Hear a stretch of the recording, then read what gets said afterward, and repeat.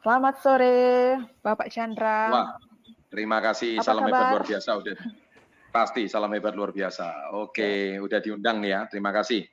Oke, selamat sore semuanya. Salam hebat luar biasa. Sore hari ini senang sekali saya bisa kembali bertemu di dalam acara PO webinar, dan tadi tentu saja Anda sudah banyak mendengarkan cerita dari Pak Dwi Cahyadi dan pembicara kita tadi Bu Monik. Tentu itu sesuatu yang sangat menyenangkan sekali. Oke, sore hari ini saya ingin sedikit sharing ya, seperti biasa. Tadi pagi saya sibuk banget, udah acara webinar dengan Universitas Ganesha di Bali, dan sekarang kita sudah kembali. Memang di new normal ini kesibukan saya semakin padat, tapi semuanya daring ya, semuanya via jarak jauh. Dan tentunya pada kesempatan siang hari ini saya bisa menyapa para komunitas Yes. Saya mungkin akan sharing sedikit hal yang penting tentang masalah mindset, lagi-lagi masalah mindset. Jadi bicara soal mindset adalah sebuah topik pembicaraan yang tidak pernah akan habis meskipun dengan ribuan episode sekalipun. Karena ini sesuatu yang sangat menarik, sesuatu yang tidak pernah akan pernah habis dibahas. Nah, mungkin ada baiknya bicara soal mindset ini saya akan bagikan dengan sebuah cerita. Ya, sebuah cerita itu lebih kurang itu seperti ini. Ini tentang alkisah seorang yang naik kuda. Ya, saya udah pernah bahas ini channel Success Before 30, tapi nggak masalah saya bahas lagi. Kuda ini dinaikin ayah dan anak. Ya, dia berkeliling ke 4 kota. Sebut aja nama kotanya A, B, C, D. Ketika dia masuk ke kota A, si ayah itu naik kuda, si anak itu kebalik ya, si anak itu naik kuda, si ayahnya nuntun kudanya. Nah, ketika ayah nuntun kudanya, tak lama kemudian, ketika dia masuk si kota si A, penduduk kota A itu merasa aneh. Dia langsung mengata-ngatai si anak. Anak kurang ajar kau, anak nggak berbakti. Masa kamu anak kecil, tapi kamu biarkan ayah kamu itu yang menuntun kuda, ya. Dan kamu sama sekali nggak punya sopan dan santun. Ya benar juga ya katanya ya. Karena apa? Karena menurut dia si kuda ini, si anak ini harusnya anak yang lebih kecil itu memberikan ayahnya yang sudah tua untuk naik di atas kuda. Nah, akhirnya dia mendengarkan saran orang-orang di kota A. Gantilah dia. Sekarang si ayah yang naik di atas kuda, anak kecil itu yang nuntun. Nah, terus perjalanan dilanjutkan ke kota B. Sesampai di kota B, ternyata penduduk kota B ceritanya lain lagi. Sesampai di kota B, penduduk kota B berkata demikian. Dasar ayah nggak tahu malu. Masa anak kecil suruh nuntun? Apa kamu nggak kasihan itu sama si anak? Iya kan? Kamu tuh jadi ayah mana sih? Yang namanya ayah itu pasti memberikan kemudahan pada si anak supaya si anak itu bisa menjadi pribadi yang baik. Kamu sebagai ayah harus memberikan contoh. Masa kamu enak-enak di atas, anak kamu yang nuntun? Loh iya, tapi pendapat tadi saya sudah berpikir gitu, tapi orang-orang di kota A itu berpendapat lain. Dia berpendapat harusnya si anak itu yang nuntun. Dasar kau ayah cari banyak alasan. Kamu sebagai ayah itu sama sekali nggak memberikan contoh. Ya nggak bisa begitu dong. Namanya di mana-mana ayah itu mendorong supaya anaknya lebih maju. Bukan seperti kayak gitu. Kamu sebagai ayah cari alasan aja. Ngomong aja kalau malas. Jangan jadikan anak sebagai alasan. Dia pikir benar juga ya. Akhirnya dia merenungkan orang sih. Jadi dia sekarang cari solusi gimana. Kayaknya sekarang sebaiknya kita berdua naik aja di atas kuda ya. Nah, di atas keledai ini ya. Akhirnya mereka melanjutkan perjalanan dari kota si B ke kota C. Sesampai di kota C, ya, ayah dan anak ini naik kuda. Naik di atas kuda tersebut. Sesampai di kota C, orang di kota C itu langsung memaki-maki mereka berdua. Dasar manusia tidak punya rasa hati nurani terhadap binatang. Kenapa? Masa kuda yang sudah tua peot, rambutnya sudah mulai memutih itu dinaikin 2 manusia. Berat-berat lagi, gendut-gendut lagi kalian. ayah dan anak sama-sama berat, sama-sama gendut, tapi kalian sama sekali tidak punya sebuah rasa perih kemanusiaan. Dan betul-betul kalian berdua sangat tidak punya hati nurani. Hewan sudah begitu tua dinaikin lagi. Wah, si ayam mulai pusing ini kepala. Si anak juga pusing. Kota A lain ngomongnya. Kota B lain ngomongnya. Sekarang masuk si C dinaikin berdua pun salah. Sekarang yang disalahkan si kuda. Jadi saya harus dengar yang mana ini? Pusing. Nah, jadi akhirnya mereka stres. Mereka semakin menjelaskan kepada orang kota C, semakin isi kota C semakin marah-marah dan menganggap mereka nggak punya hati nurani terhadap binatang yang sudah tua. Nah, itulah kegalauan yang dialami oleh manusia ketika dia memasuki kota C. Sesampai di kota C, akhirnya si ayam memutuskan, daripada kita dimaki-maki di sini stres, ayo sudah kita lanjutkan ke kota D. Anda tahu apa yang terjadi sampai kota D? Ini jawaban yang paling lucu.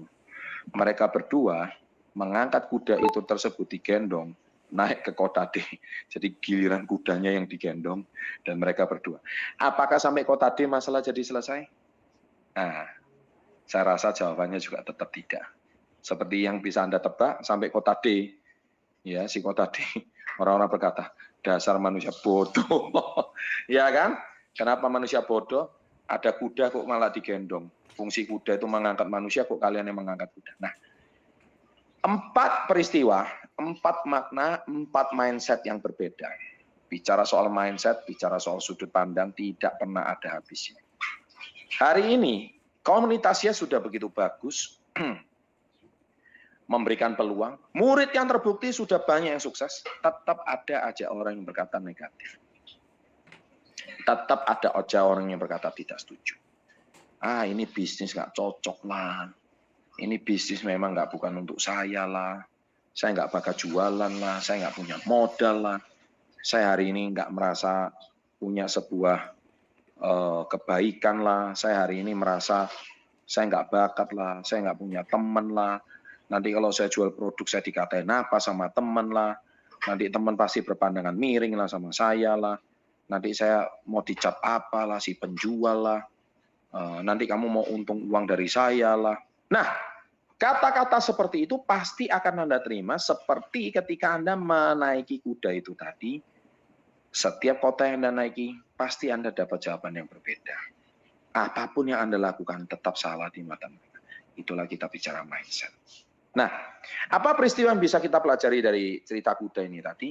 Satu hal yang saya bisa pelajari adalah, saya cuma nggak bisa bicara banyak, kecuali saya bicara soal apa yang bisa kita dapatkan dari makna kisah itu tadi.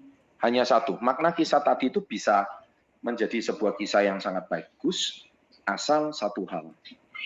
Kita kadang-kadang nggak bisa terlalu peduli apa kata orang. Kalau Anda mau sukses, kadang-kadang kita harus menutup telinga kita dari pendapat dan kata-kata orang. Kita boleh mendengarkan saran, tapi kita jangan masukkan ke dalam hati. Kalau kita masukkan ke dalam hati, apalagi kalau sudah masuk ke dalam otak kita, pusing kepala kita. Akhirnya apapun yang kita lakukan nggak ada yang benar. Apapun yang kita perbuat, meskipun kita berbuat baik, ngangkat kuda pun salah. Kuda yang sudah tua renta kita angkat pun salah. Coba Anda bayangkan, itulah masyarakat kita yang sudah terlanjur sakit. Jadi Anda gabung komunitasnya juga salah, nggak gabung pun juga salah. Ada pandemi salah, nggak ada pandemi lebih salah lagi. Jadi kita mau ngapain nih sekarang? Saya cuma bisa berpesan satu, hidup kadang-kadang kita nggak bisa terlalu dengar apa kata orang. Hidup terkadang kita harus fokus dengan apa yang kita yakini, tutup telinga Anda dengan apa yang Anda kerjakan, fokus pada visi Anda, dan itu tidak mudah. Niscaya Anda akan mengalami kesuksesan. Sama seperti saya dahulu. Sewaktu saya memulai bisnis saya 22 tahun yang lalu, semua teman saya meninggalkan saya. Ya, semua orang meragukan saya. Murid les saya, orang tuanya berkata apa? Chandra, kamu pikir baik-baik sebelum kamu memutuskan jadi guru les. Muridmu sudah banyak. Kamu hari ini kalau tinggalkan, kamu kehilangan penghasilan. Kamu merintis bisnis sesuatu yang belum jelas. Pikirkan baik-baik. Kata-kata itu seolah-olah benar. Ya kan? Tapi kalau saya anggap itu sebagai kebenaran, maka kita akan mengalami kegagalan. Bedakan, jadi siang hari ini kita mau belajar tentang dua kalimat. Kita mendengarkan saran seolah-olah benar, tapi itu belum tentu kebenaran. Benar dan kebenaran itu dua hal yang sangat berbeda. Ya, kalau Anda dikatakan orang, kamu orangnya pendiam, itu benar, saya pendiam. Tapi belum tentu itu kebenaran. Orang yang pendiam nggak bisa sukses. Terus hubungannya orang sukses sama pendiam itu apa? Nggak ada hubungannya. Kalau Anda anggap pendiam itu nggak bisa sukses, berarti Anda anggap kata orang yang benar itu Anda anggap sebagai kebenaran. Sebetulnya, yang benar adalah hari ini kita nggak bisa menganggap kata-kata itu sebagai sebuah kebenaran. Tapi kita harus menganggap kata-kata itu sebagai masukan, dan kita kerjakan keyakinan kita. Nah, terus Pak, kebenaran itu apa? Kebenaran adalah ketika Anda hari ini mengerjakan sesuatu dengan konsisten dan yakin, dan Anda tidak peduli apa kata pun, yang nggak benar pun jadi benar. Dan yang belum terbukti pun jadi terbukti, yang nggak ada pun jadi ada, dan saya percaya yang belum ada menjadi ada. Apakah Anda mengerjakan bisnis ini, Anda sudah punya mobil? Mungkin belum tentu ada. Apakah Anda sudah punya rumah? Belum tentu ada. Apakah Anda sudah pernah keliling dunia? Mungkin belum. Tapi Anda yakini itu akan benar-benar terjadi bersama KK Indonesia. Kalau Anda yakini itu benar-benar terjadi bersama KK Indonesia, yang nggak ada jadi ada. Yang belum ada jadi ada. Apakah Anda sekarang sudah punya penghasilan 100 juta per bulan? Mungkin belum ada. Tapi Anda yakini, Anda mungkin ditertawakan lingkungan Anda. Aduh, boro-boro 100 juta per bulan. Penghasilan Anda belum pasti. Penghasilan Anda belum jelas. Kok Anda mau bermimpi 100 juta 1 bulan? 100 jutanya dari mana? Ya, tapi kalau Anda anggap ini sebagai sebuah kebenaran, Anda yakini 100% percaya. Anda akan mendapatkan apa yang Anda inginkan. So, topik saya pada sore hari ini, saya tuh cerita yaitu, mari kita bedakan antara kata benar, seolah-olah kata-kata orang lain yang benar, dan kita anggap itu sebagai sebuah kebenaran. Tetap konsultasi dengan mentor Anda untuk mencapai kebenaran itu menjadi kenyataan, dan saya pastikan apa yang Anda yakini, apa yang Anda kerjakan sekarang, pasti akan menjadi kenyataan. Sukses selalu. Demikian sharing saya pada siang hari ini. Semoga bermanfaat.